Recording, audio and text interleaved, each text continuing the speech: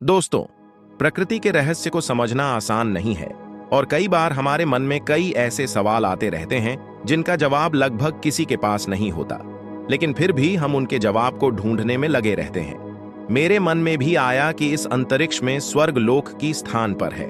हम कोई भी धार्मिक टीवी शो देखते हैं या फिर धर्म से जुड़ी कोई भी बात पढ़ते हैं तो उन सभी से यही पता चलता है कि इस ब्रह्मांड में कहीं स्वर्ग लोक मौजूद है जहां इंसान मृत्यु के बाद ही जा सकता है। मन में सवाल उठता है कि क्या सच में अंतरिक्ष में स्वर्गलोक मौजूद है या उसे देखा भी जा सकता है, यह मृत्यु के बिना भी वहां तक पहुंचा जा सकता है। आज तो विज्ञान ने इतनी उन्नति कर ली है, तो क्या कोई ऐसी टेक्नोलॉजी विकसित की जा सकती है कि जिससे इन लोगों तक पहुंचा जा सकता हो?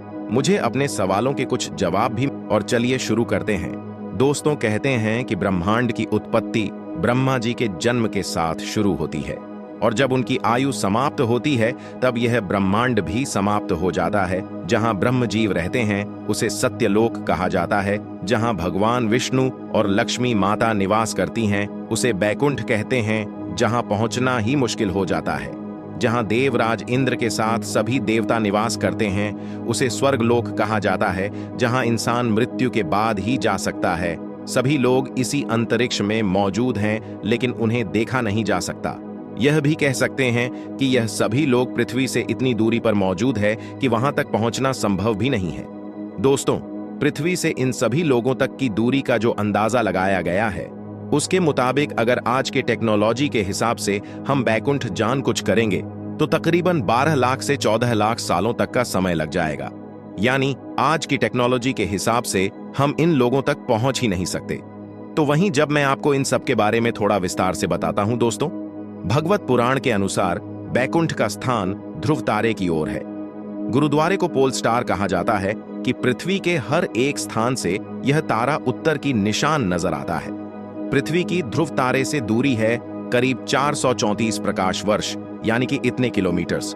ध्रुव लोक से करीब 1 करोड़ योजन की दूरी पर मेहरलोक है, जो स्वर्ग लोक का ही एक भाग है। कहा जाता है कि इस लोक का वातावरण बेहद खुशनुमा और खूबसूरत है। पुराणों के अनुसार जो लोग जीवन भर सामान्य इंसान की तरह रहते हैं और किसी के साथ बुरा नहीं करते, वे मृत्यु के बाद इस लोक में जाते हैं। यहाँ वे सभी आत्माएं बहुत ही सुख सुविधा से रहती हैं। महलों के ऊपर 2 करोड़ योजन की दूरी पर जनलोक है। यहाँ ऐसे लोगों की आत्माएं जाती हैं जो बिना किसी स्वार्थ के दूसरों के व्रत करते। यह स्थान बहुत ही सुंदर, सुखमय और तेजस्वी होता है। यहाँ जाने वाली आत्माओं को देवताओं के दर्शन भी होते रहते हैं। जिन लोगों से 8 करोड़ योजन की दूरी पर तपोलोक है, जिसे स्वर्ग लोक का सबसे ऊंचा और शेष स्थान माना जाता है, यही वह स्थान है जहां पर सभी देवी देवता निवास करते हैं। यहाँ जाने वाली आत्माएं देवताओं के केवल दर्शन ही नहीं बल्कि उनसे बात भी कर सकती हैं। लेकिन यहाँ जाने के लिए बहुत ही कठिन परीक्षा से गुजरना पड़ता है। जो लोग पूरे जीवन भर अपने स्वार्थ का पूरी तरह से त्याग करके केवल दूसरों के बारे में ही सोचते हैं और दूसरों की ही मदद करते हैं, साथ हमेशा भगवान की सच्ची भक्ति में लगे रहते हैं, उन्हीं लोगों की आत्माएं इस लोक में जा सकती हैं। तपोलोक से 12 करोड़ योजन दूर है सत्यलोक, जहां परमपिता ब्रह्मा जी और माता सरस्वती रहती हैं।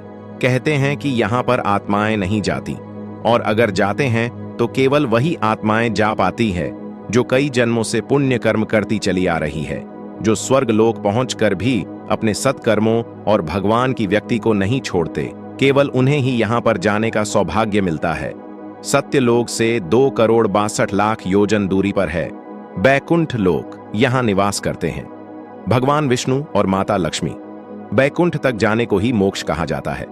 यहाँ जैसे सुख सुविधा और कहीं नहीं, इसलिए लगभग हर इंसान का अंतिम लक्ष्य मोक्ष को प्राप्त करना होता है, क्योंकि यहाँ जाने के बाद जन्म मरण के बंधन से मुक्ति मिल जाती है।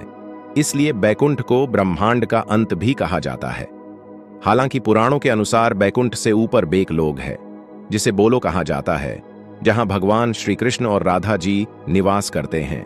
अगर सभी दूरियों को मिला दिया जाए और 1 योजन बराबर 12 किलोमीटर मान है तो पृथ्वी से बेड तक की दूरी लगभग इतनी होगी, यानी कि 4 पदम 10 नील और 40 खराब किलोमीटर से भी ज्यादा। दोस्तों, फिलहाल आज हम अंतरिक्ष में 28,000 किलोमीटर प्रति घंटे की रफ्तार से सफर कर सकते हैं। उसे हिसाब से अगर हम बैकफुट तक की यात्रा करें तो करीब हमें शाहरुख से 14 साल तक का समय लग जाएगा। यहीं आज की टेक्नोलॉजी के हिसाब से हम बैकुंठ तक पहुंच गए नहीं सकते और आगे भी कोई ऐसे टेक्नोलॉजी का विकास करना मुश्किल है। लेकिन हम सब आज तक यह सुनते हैं कि नारद जी नारायण का जाप करते हुए सभी लोगों की यात्रा करते रहते हैं। वहीं गुरु वशिष्ठ, विश्वामित्र आदि जैसे महान आर्षि हिस्सा शरीर कई बार प्रति विशेष व्यक्ति की यात्रा करते थे और वहां होने वाली सभाओं में हिस्सा भी लेते थे। लेकिन यह सभी ऐसा इसलिए कर पाते थे क्योंकि उन्होंने अपने तपोबल से मन की गति से कहीं भी आने जाने की शक्ति है प्राप्त कर ली थी। इसलिए वह कुछ ही घंटों या फिर घंटों में पृथ्वी से इन लोगों तक यात्रा को कर लेते थे।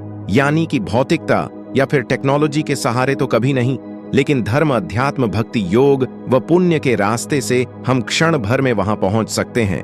तो दोस्तों, आप हमारी आज की इस वीडियो के बारे में क्या राय नीचे कमेंट बॉक्स में जरूर बताइए।